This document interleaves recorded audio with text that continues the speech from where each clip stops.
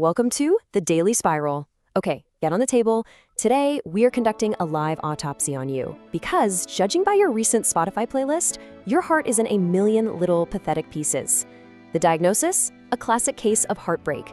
So let's find out why it actually hurts so bad.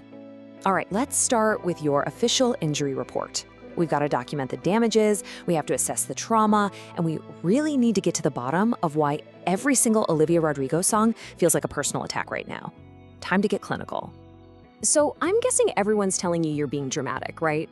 Like your friends are totally over it, your mom keeps saying there are other fish in the sea, and you're starting to wonder, maybe I am just making this all up. Am I weak? Am I just overreacting? As your personal medical examiner for the emotionally unstable, I am ordering you to ignore every single one of them. This pain, it's not just in your head, it is in your body. We're talking real, cellular level, organ-deforming damage. Let's make the first cut. Okay, first, let's examine the primary crime scene, your heart. You really think that stabbing pain you feel in your chest is just some cute little metaphor? Oh, honey, let's look at the actual physical evidence, shall we?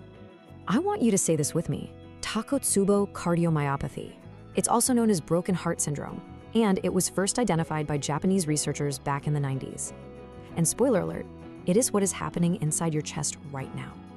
This isn't poetry, it is straight up pathology.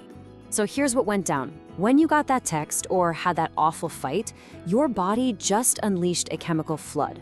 I'm talking a massive surge of stress hormones, catecholamines if you want to get nerdy about it, which is basically adrenaline on steroids. And it just completely overwhelmed and literally stunned your heart muscle. Okay, look at this. On the left, we've got a cute, healthy, normal heart. On the right, that's your heart. That chemical flood we just talked about, it caused your left ventricle to literally balloon outwards. So now it's shaped like a takotsubo, which is a Japanese pot they use to trap octopuses. No, I'm not kidding. Your heart has physically changed its shape into a literal trap. You're snared. If this is blowing your mind, well, you know what to do. Don't forget to like and subscribe. All right, let's move this autopsy from your chest all the way up to your head. Because yeah, your heart is in a trap, but your brain, that's where the real chaotic 5-alarm fire is blazing right now. You ever wonder why getting ghosted feels exactly like getting punched in the gut? Well, there's a reason for that. It's called the social pain overlap theory, and it is pretty much the entire scientific reason you feel like you want to crawl into a hole and just cease to exist. Okay, you need to hear this. Neuroscientists put a bunch of recently dumped people into fMRI machines, right? And the part of their brain that lit up when they looked at pictures of their ex was the dorsal anterior cingulate cortex. This is the exact same part of the brain that processes the distress of physical pain. So to your brain, there is literally no difference between hearing "we need to talk" and hearing "oh my god, my leg is broken." So if your brain thinks a breakup is the same as a broken bone, could you, I don't know, treat it like one?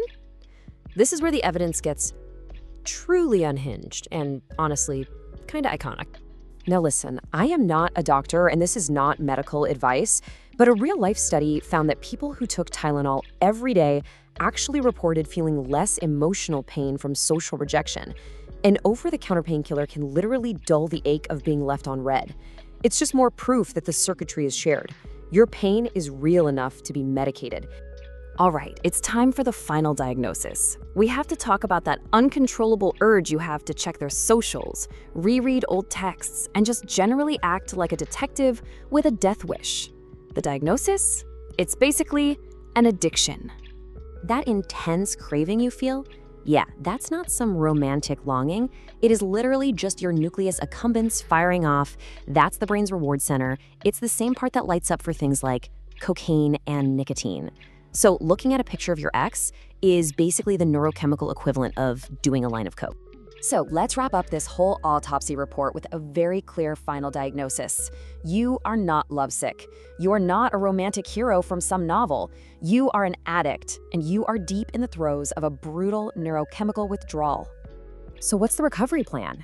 You have to treat this like the addiction it is. Step 1, recognize you're just a little rat chasing a dopamine hit. Step 2, identify the drug. Surprise, it's your ex. Which brings us to step 3, get clean.